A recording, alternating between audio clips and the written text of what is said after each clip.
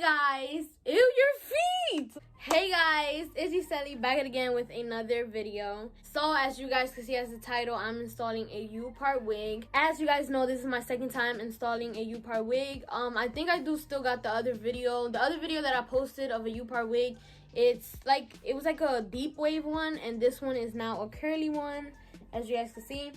This one is a deep curly one though, and I thought like it wasn't gonna like match with my hair and go right with my hair, but as you guys can see, and what you guys are going to see as me installing it to my head, not really installing it, but you guys know what I'm saying. Yeah, it really matches my hair and I like it, and I am trying to get one for my birthday as well, but y'all need to stay tuned. You need to stay tuned for that, because yeah, I'm getting that for my birthday. So this wig that I got on my head, it is a 22-inch length wig. That's how you say it?